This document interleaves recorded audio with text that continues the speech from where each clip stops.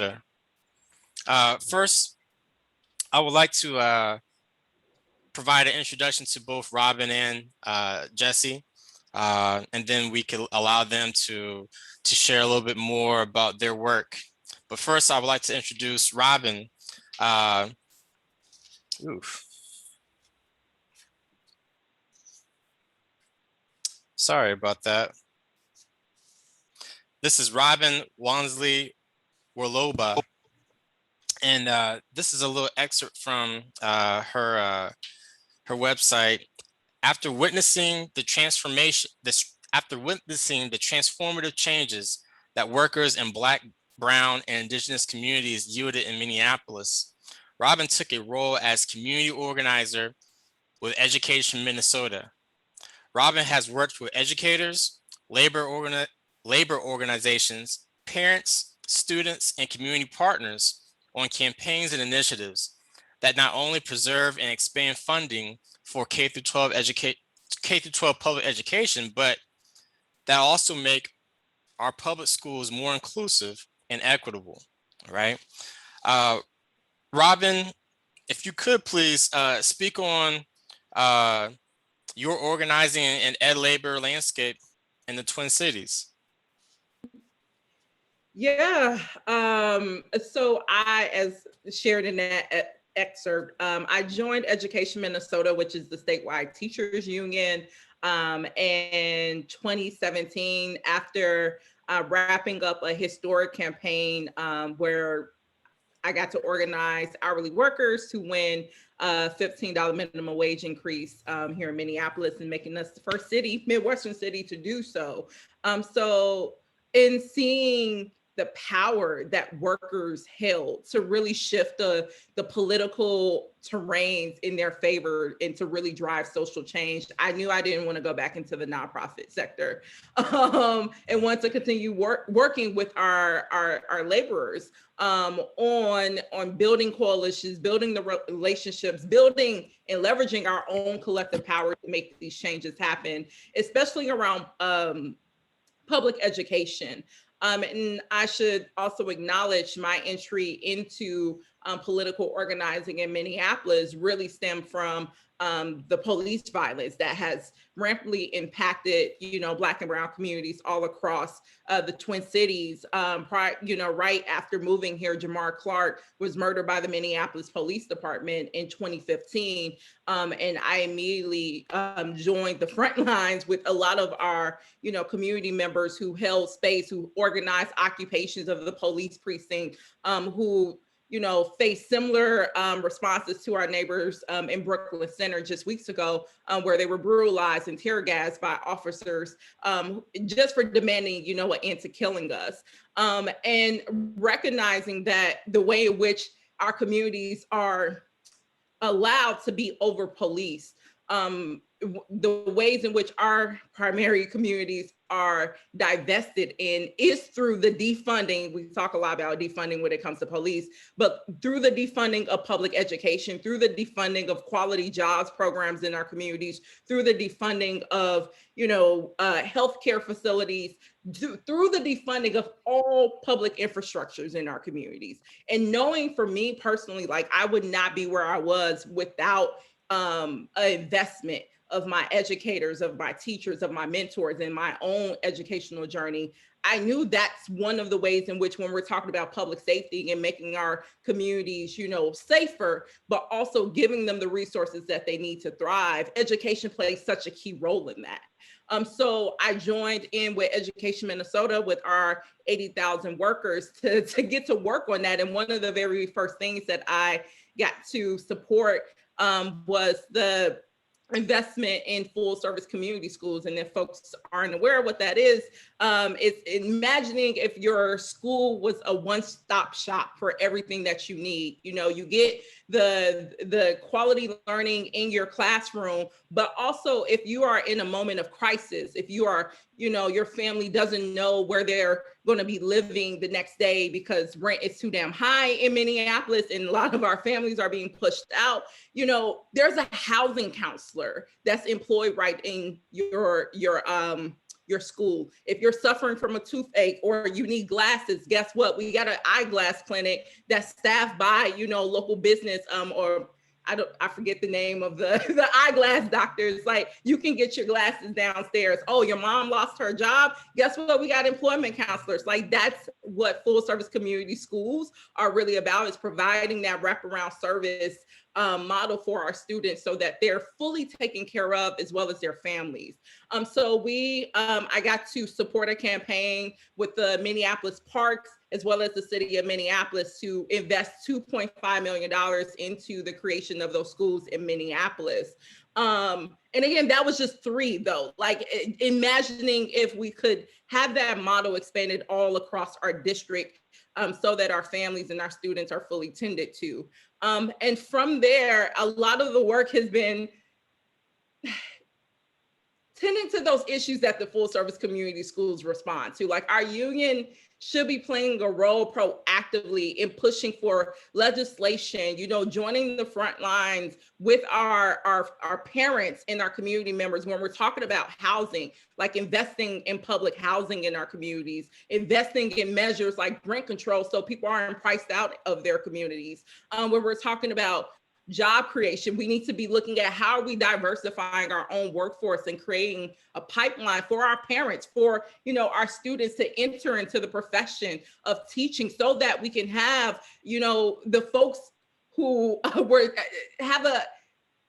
be reflective of the communities that we're teaching.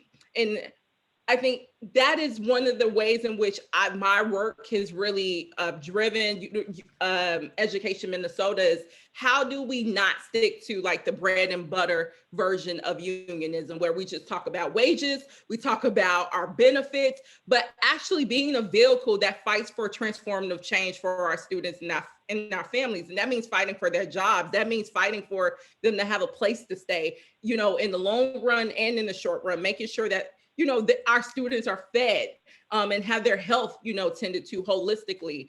So a lot of my work has really stemmed around that, and building partnerships with other community groups and labor associations to really meet those needs, and break us out of this very silo role of, again, like just focusing on our self-interest, because when my union brothers do well, my community should do well, and vice versa. And really making that model be the core of what it means to be a laborer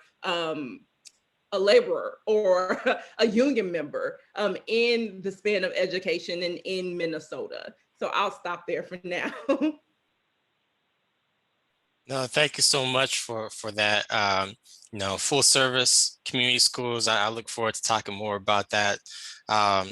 Thank you so much, and we're glad that you're on the panel today. Jesse, I'm here to introduce Jesse Hagopian. And this is a little blurb about Jesse for folks to know a little bit more about him. Jesse Hagopian teaches ethnic studies and is the co-advisor to the Black Student Union at Garfield High School, the site of the historic boycott of the MAP map test in 2013. Jesse is an editor for the social justice periodical Rethinking Schools, and is the co-editor of the books Black Lives Matter at School and Teaching for Black Lives. And he's also the editor of the book More Than a Score, The New Uprising Against High Stakes Testing. Jesse serves as the director of the Black Education Matters Student Activist Award and is an organizer with the Black Lives Matter at School movement, and is a founding member of Social Equity Educators. Jesse, if you could please speak more about your activism and the books that you're a part of. Welcome. Thank you. Thank you. It's great to be with you all. I appreciate the introduction. It was great to hear from Robin. I really am excited about learning more about your campaign. The more Black socialists that are out there, the better. We're gonna run this thing after a while. And thank you, Brian, for the invitation. It's great to be with you. I love getting a chance to talk with radicals in the Twin Cities. I went to college at McAllister, and so I love getting to make connections back with the Twin Cities. And plus, I'm living here in Seattle where I grew up, and teaching here, and both of our cities have such an important radical labor history. I mean, you think about, like, we're two of the cities that have had general strikes where workers shut down the entire city, right? 1934 in Minneapolis, and 1919 in Seattle, right? And it's about time we revive those lessons and, stop relying on politicians who are bought and paid for by corporations, and realize that the economy is in control of all of us who are producing the wealth. And we can also shut it down until police stop killing us, until we get living wages, until we get the school system that we deserve and the funding, and those full service community schools that Robin was talking about. We could do all that. And it's about building class consciousness and anti-racist consciousness, right? So we can get to that point where people understand the power that they have.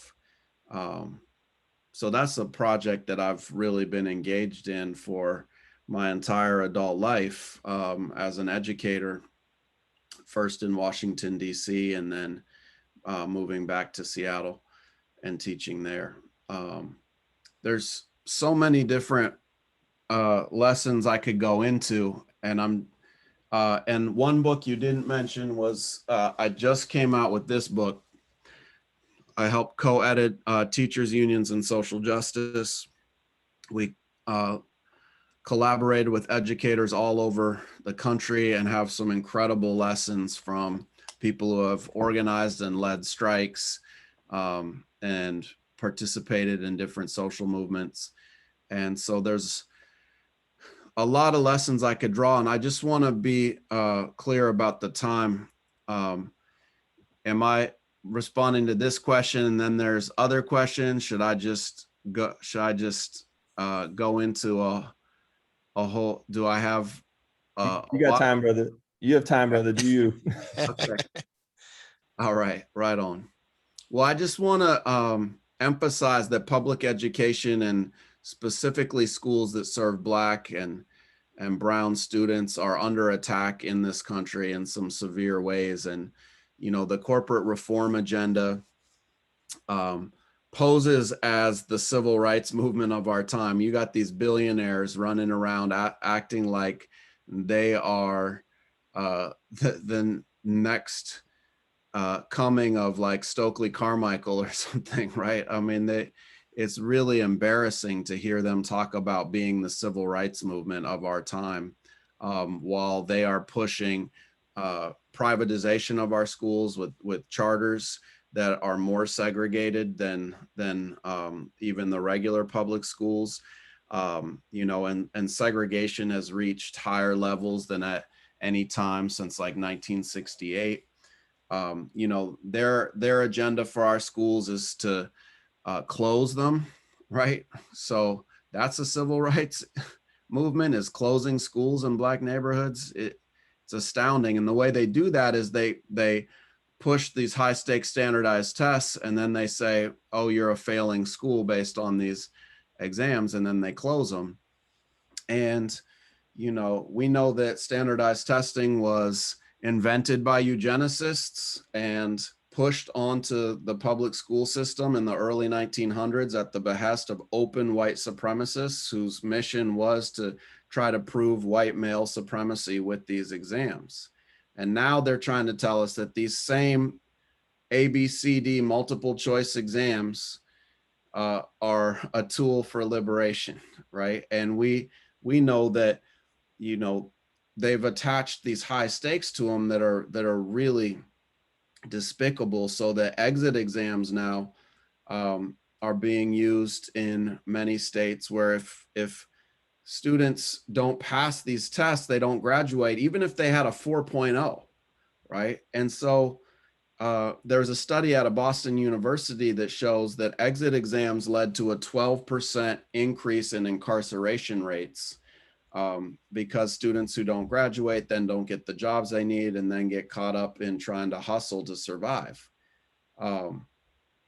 And then we know one of the big parts of this corporate education reform movement is about union busting, because public sector unions and educator unions are one of the most unionized professions in this country. And part of the whole neoliberal ideology is about smashing unions to increase power for, the richest 1%. And so while I vigorously defend the unions from the corporate education reformers, I also want to be clear that there can be no doubt that our unions need transformation.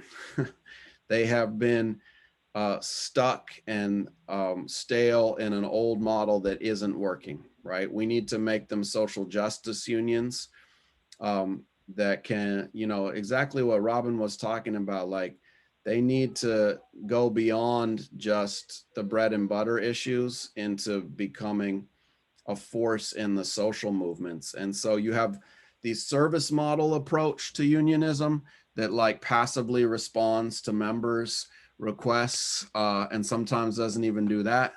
And then you have, a social justice model where you're actively partnering with families and communities and social movements and empowering educators to be part of those. And, the social justice unionism has existed for a long time, but I think the term really started to become used in the time of the uprising in South Africa. And it's such an important history to understand that,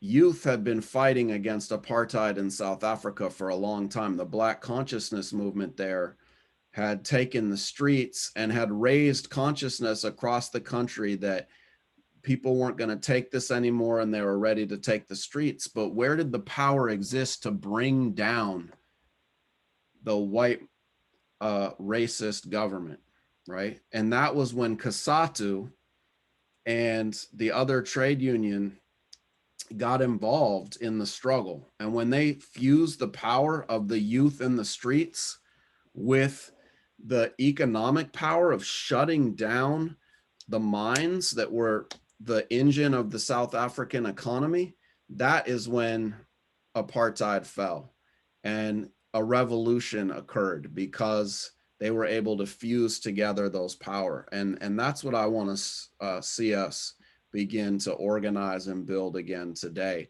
because we also have a white supremacist government, right? When those white supremacists went and stormed the Capitol, I tweeted out like, yes, that was disgusting, and don't pretend that this is the first time white supremacists have entered the Capitol building. In fact, they have been there since the building opened and was built with slave labor, right? Enslaved African labor. So I've been involved in this work since I started teaching in Washington, D.C. I taught at Hendley Elementary School in Southeast DC. I would drive past the White House, and then a few minutes later, I'd cross the river and be in one of the most segregated and impoverished neighborhoods in America, with a hole in the ceiling of my classroom that I discovered when it destroyed the first project I ever assigned before the students could even present their projects. And, it was that experience. And then, I started teaching in 2001. So I saw the smoke rise from the Pentagon when the attacks of 9/11 occurred. And that was terrifying. But what was more terrifying to me was seeing our government mobilize untold billions of dollars to go bomb people all over the world and didn't have the money to fix the hole in the ceiling of my classroom 10 minutes from the White House, right? And I had the work order in for 3 years and never did get fixed.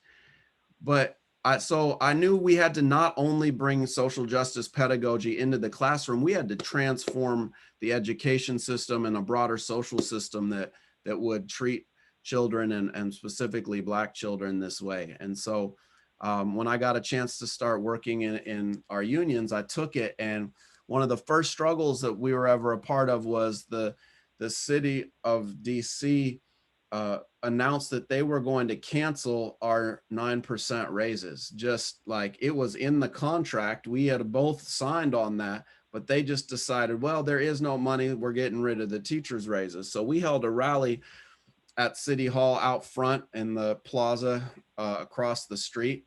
And there were the usual speeches, but you know, anger started boiling over, and teachers all of a sudden took the street spontaneously without the direction of the union officials.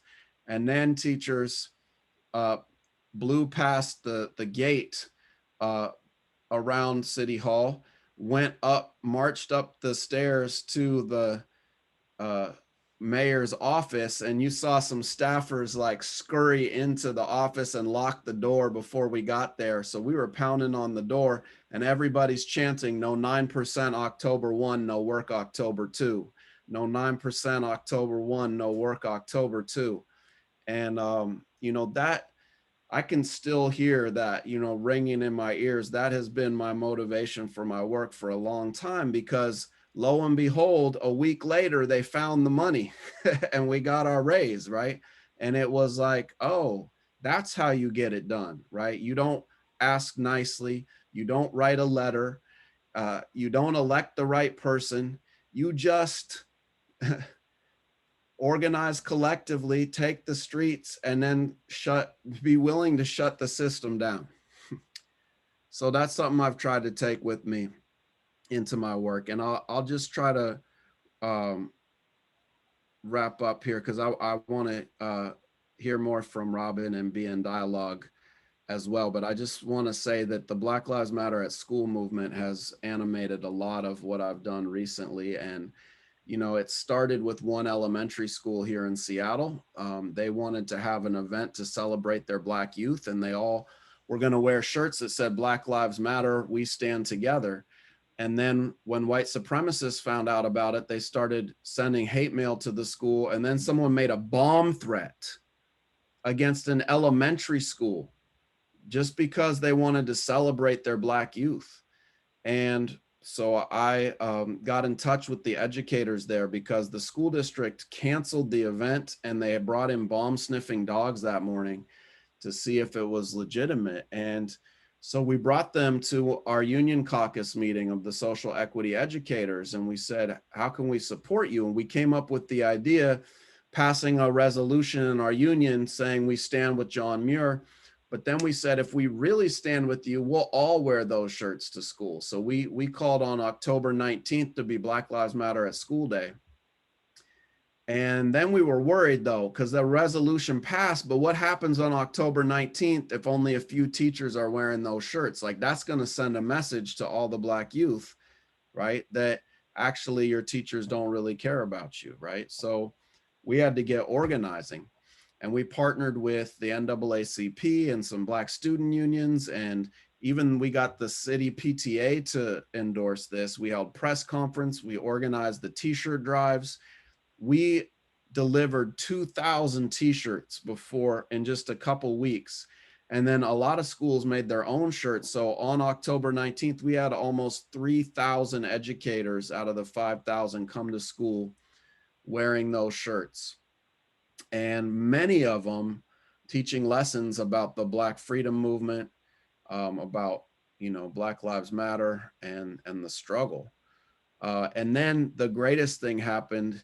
The educators in Philly saw what we had done in their radical caucus, organized and took it to the next level, because they took it from a day of action and expanded it to a week of action.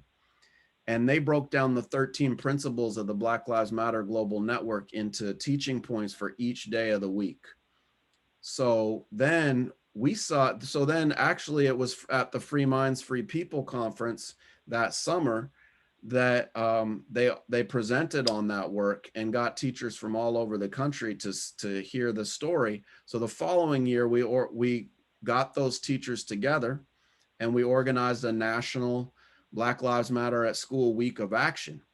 This last year, the Week of Action tripled in size, so that thousands of educators reaching tens of thousands of students with intersectional Black liberation lessons, right? So we're talking about like lessons to uplift Black, queer, and trans folks, right? Lessons to uplift Black women in the struggle who are too often overlooked, to talk about the global African diaspora and Black immigrants.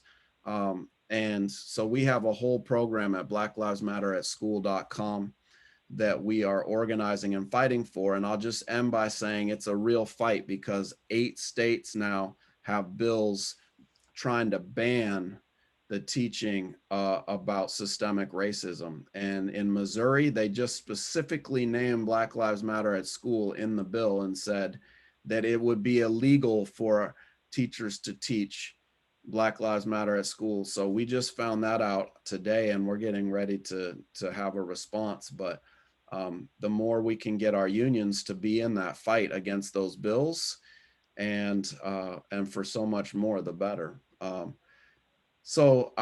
Yeah, there's so much we can talk about: the strike way, the red state revolts, the Chicago Teachers Union, and, you know, Karen Lewis, RIP, you know, and so many other examples. But I want to wrap up there so we have time to get into some dialogue. So I appreciate y'all.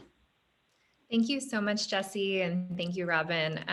So we want to transition into a little bit of dialogue between the two of you. So Robin, you know, if you want to kind of respond or riff on anything that was striking you, but I love that you're both really fleshing out what social justice unionism looks like. So thank you.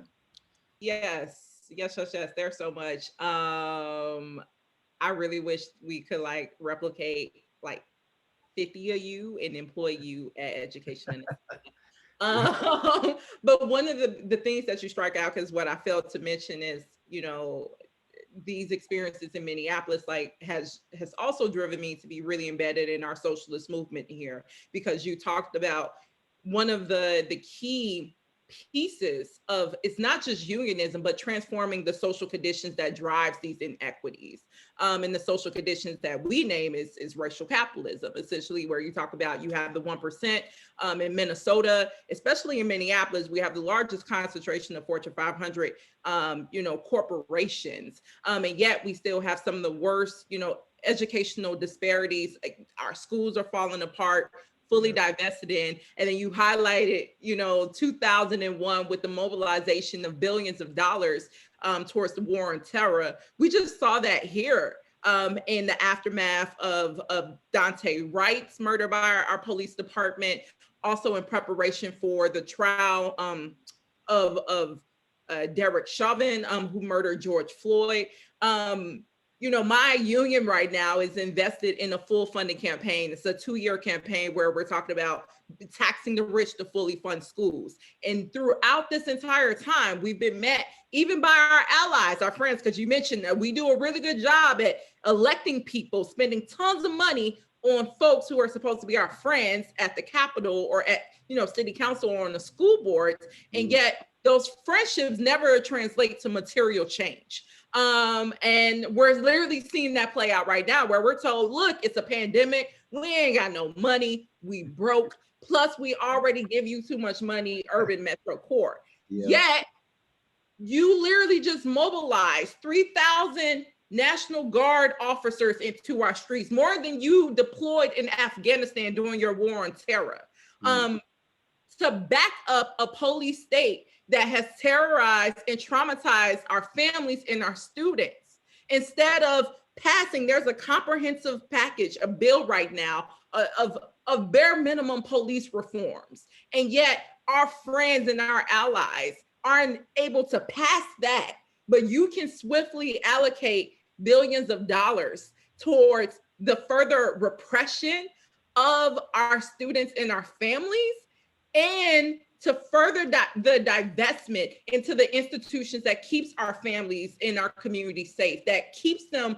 with the ability to have the resources that they need to thrive. So you hit so much on the, like, if our union essentially, as they are adopting or need to adopt an anti-racist standpoint, you have to be anti-capitalist. And I don't think the labor movement across the board is there, especially in Minnesota, where you talk about this service model where, again, the labor movement is so entrenched and in bed with the Democratic Party and the Democratic establishment that times and times again proves to us that it is more concerned about protecting the interests and needs of the 1%, especially here in Minnesota. They're more interested in protecting the private property of Target, of Medtronics, than they are of, you know, the Dante rights of our communities, the youth in our communities, the actual assets in our communities, which is our kids.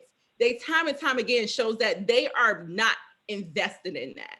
And our unions have to be, if we are truly going to be a tool for a transformative change, we have to be willing to be anti-capitalist and say, yes, tax the rich. We're currently invested in that. But that also means, like you said, not just being like, I'm gonna send you a letter, governor, because we're cool. You know, we're going to send you a petition, but being able to actually raise the consciousness of your members to organize their, you know, their collective power to drive that change. And I know there's a question I'm supposed to ask in all this, but I think it's hitting on, as teachers, and specifically when we're talking about policing, because policing is such a core part of upholding racial capitalism. Yeah. It divides working class people in further fragmented like populations, where you divide and have white poor people, because it's most of the poor people in the US are white.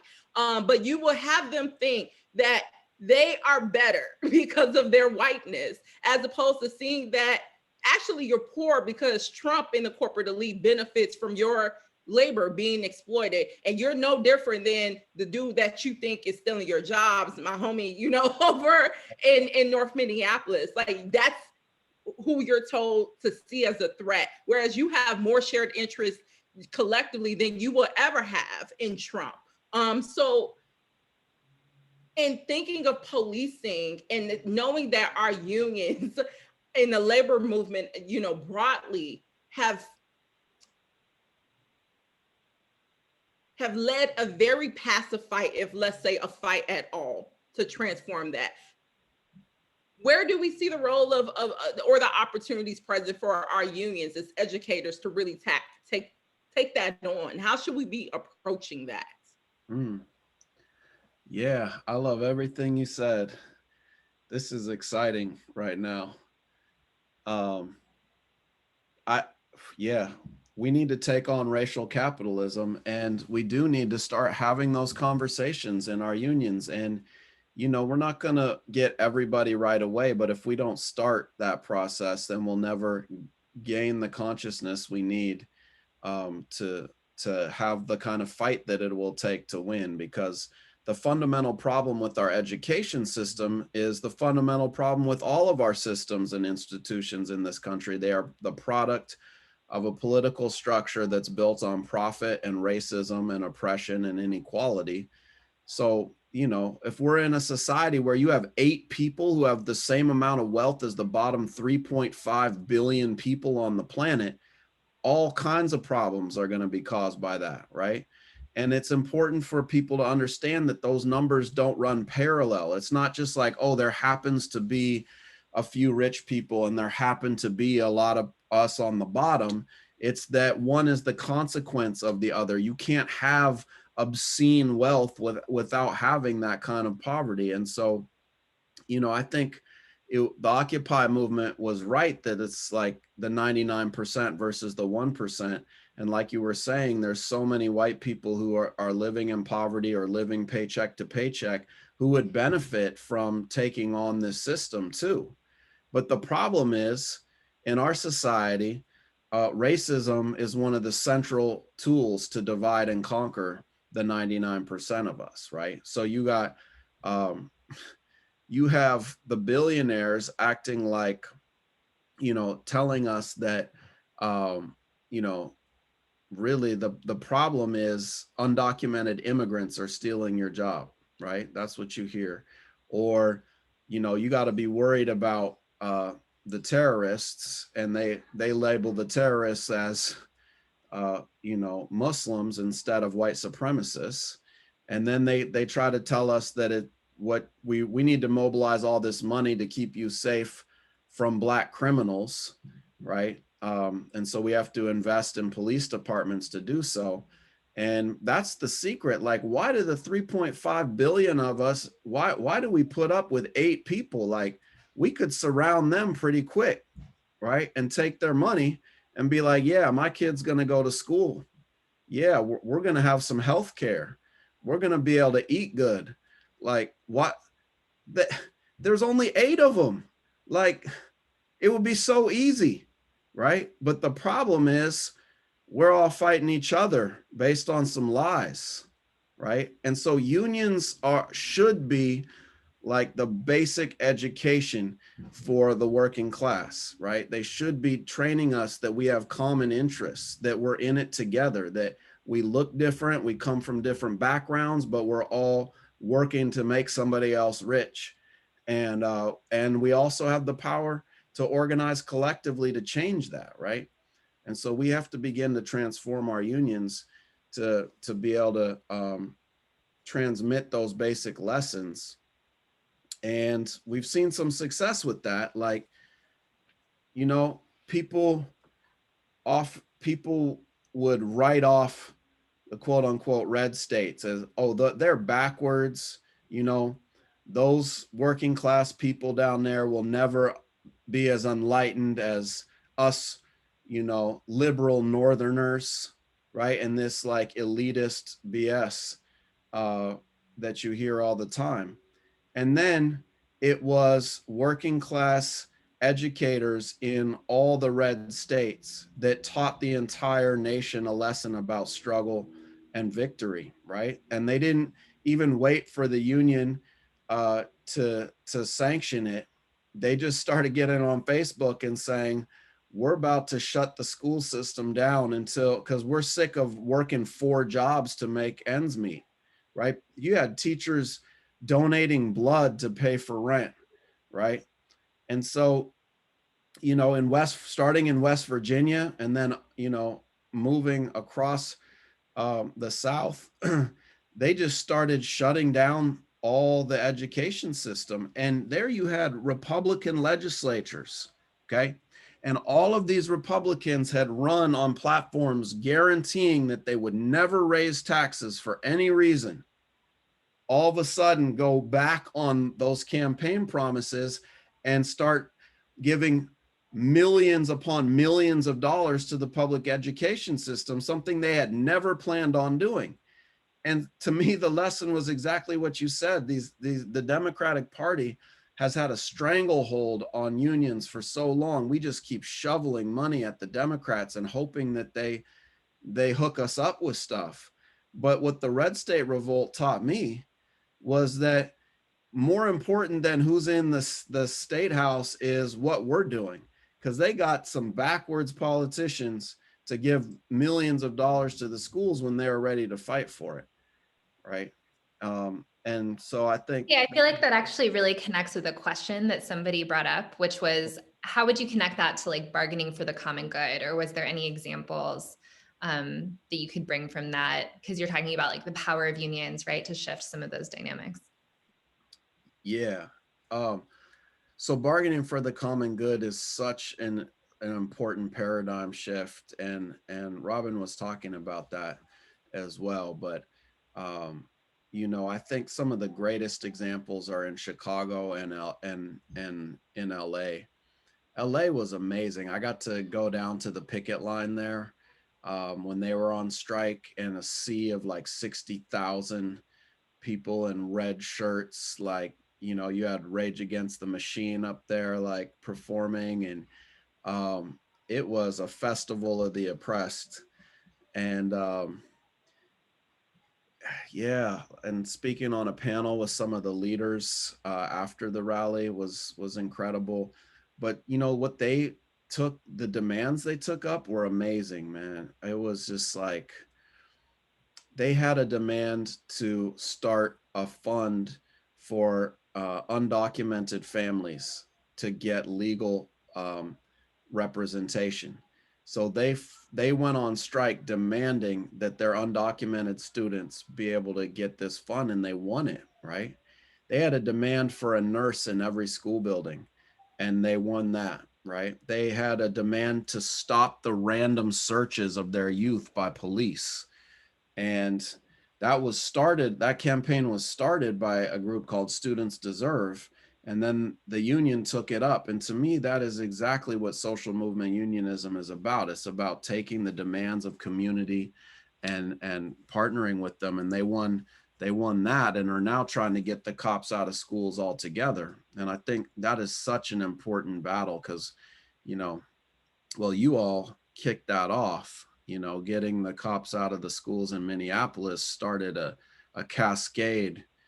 And here in Seattle, we got rid of them too. So I appreciate you all getting that started for us. But yeah, it's taking up those social demands, the community demands in your contract, and not just for wages and benefits. Are there other questions? Yeah, there are a couple more. Brian asked, given that Minnesota has over 90% white teachers statewide, how can we resist pitting white educator labor against the liberation of youth of color in schools? Yeah, Robin, I don't know if you want to start or you want me, either way. Yeah, I think it's a good segue from, seeing bargaining for the common good as one of those tools that's at our disposal. I'm just thinking of St. Paul Federation of Educators. They led a strike last year before the pandemic, where they really brought into, again, those social demands. They brought in housing. They brought in also solidarity with our educators who are also most vulnerable economically. Many of times those are our support staffers who are typically, Black and brown, women, or even immigrant. So they brought those demands into the contract fight. So I think bargaining for the common good is one of the clearest tools, especially in Minnesota, a state that still has its collective bargaining rights, that we should be leveraging every step of the way. And I saw that someone raised as a question too of, all of the bargaining contract cycles is at the same time. It's every 2 years in Minnesota. And I know at the statewide level, it's been a fantasy of like, what if we could organize every local to like be in alignment with their contracts at that time, as we've been, debating, to create that rank and file pressure on the ground around, a core set of social demands to really make our schools more just, more equitable for our students and families. And the reason why we can is just for the things that we just outlined, the pitting of the urban, greater Minnesota residents against the urban residents. And it really becomes a Black and white dynamic that our conservative leaders have really been successful in manipulating and leveraging. But I think another thing that has to be highlighted in this conversation, because I do want to acknowledge the history of like Education Minnesota. Like, we are 87,000 members strong, but majority, over 90% of our workforce is predominantly white, and districts across the state that are becoming increasingly diverse. So again, we're not having the folks who are teaching our babies reflective of the ethnic backgrounds of our babies and the damaging effects of that. I know, like Brian, there has been the Ethnic Studies Coalition that was forming to make anti-racism curriculum, a reality in our classroom, and to see educators and community members really push back.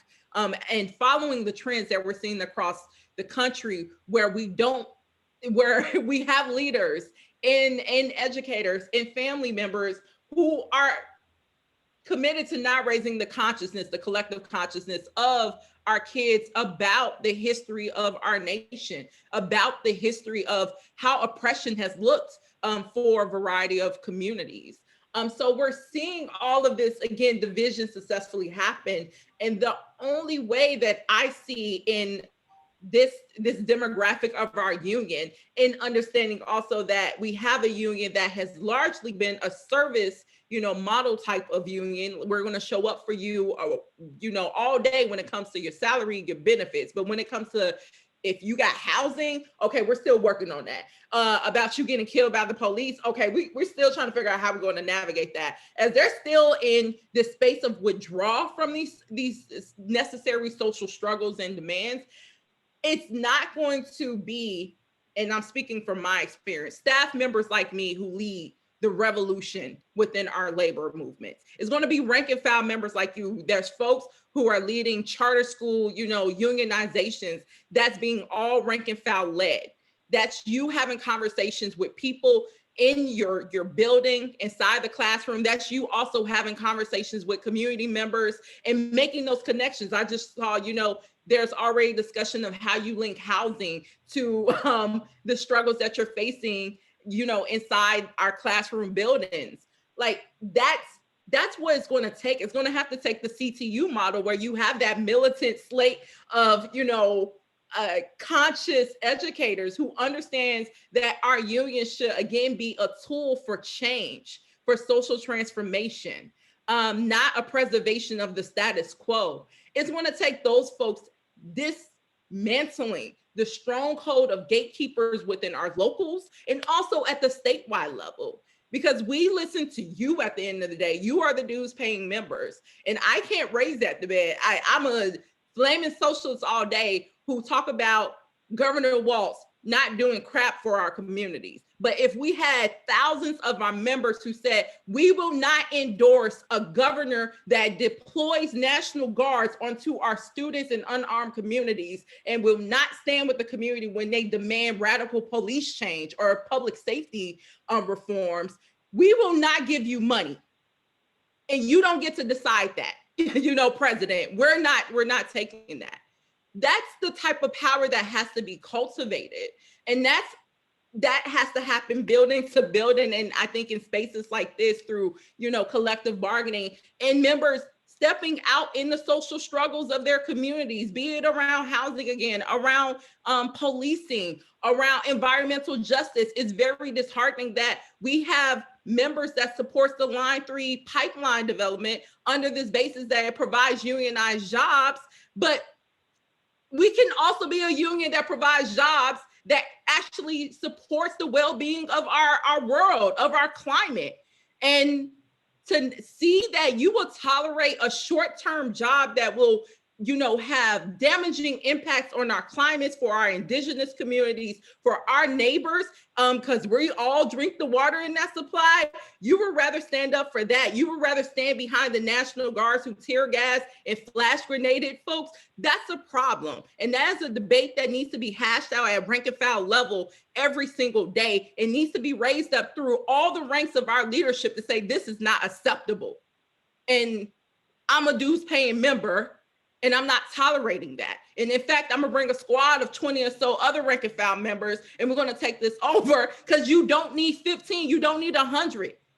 CTU showed it did not take 100 to take over CTO and make it a fighting union that it has become today. And I think that is some of the starting steps that we need to be exploring to really break the white supremacist hold, I think, over our unionism, especially in education here in Minnesota.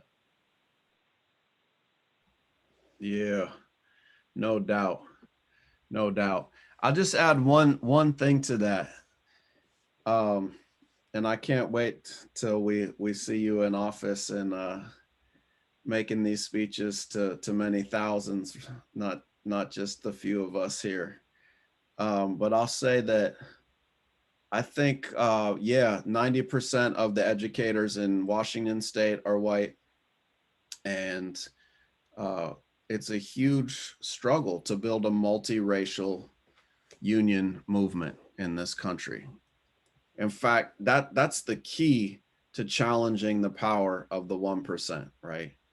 And that's why it's so hard. If it was easy, we would have already done it, right? And we would be on our way to a system that's built around human need, rather than the one we have now. So this is a really challenging project, but it's the right one to do. How do you win those white educators into an anti-racist framework, an anti-capitalist framework, a workers' power framework? And I think the beginning part of it is, part of it is helping educators understand privileges they have that the Black students don't have. But I think the other part of it is helping them understand actually how we're, in many ways, how we're in the same boat. And what I mean by that is that, like, 4 blocks from where I teach, they're building a brand new youth jail. They just actually completed it. They're opening it now, right? So they spent $200 million making a jail for kids near my high school that they're getting ready to fill up with Black and brown kids, right? And we know that it won't be very many white kids in that jail, right? So sometimes white families and white educators can feel removed from that. It doesn't matter. It doesn't affect us, except for that $200 million, if it had gone into education, would have lowered your class size, right? It would have gotten you the services and help that you need to have, and your job would have been better for the white families, like their kids would have had lower class sizes, and on and on. The education would have been better across the board. So yes, that system is specifically targeted at Black people, and it's going to hurt them the worst, but it's going to end up hurting all of us. And that's the secret to overthrowing this system, is having white people understand that racism was, in the words of Frederick Douglass, devised. They devised it to how did he put it? They divided both to conquer each, right? And he put it that way all the way back then to help people understand that the enslavement of African people, of course, hurt Africans the worst, obviously. But it was also about conquering poor white people, because if you could pay somebody $0, then you could pay white people $1 or what, and tell them they're living good, right? And so it was all about dividing both to conquer each, and it still is to this day. And when we realize that we have more in common with each other, that's when it's going to be very difficult to contain 3.5 billion people. And we're going to come knocking on 8 doors and asking for our money pretty quick. Thank you all so much. I'm like freaking out right now. I'm so excited on a Friday in a Zoom. I love it. So I want to give us time to go out to our breakout rooms, but hopefully people can kind of discuss and be able to connect over some of the things that y'all were just bringing. And maybe even we'll have some more questions at the end. But yeah, Brian, we've got 4 breakout rooms, right? It looks like, oh no, wait. That was me doing something.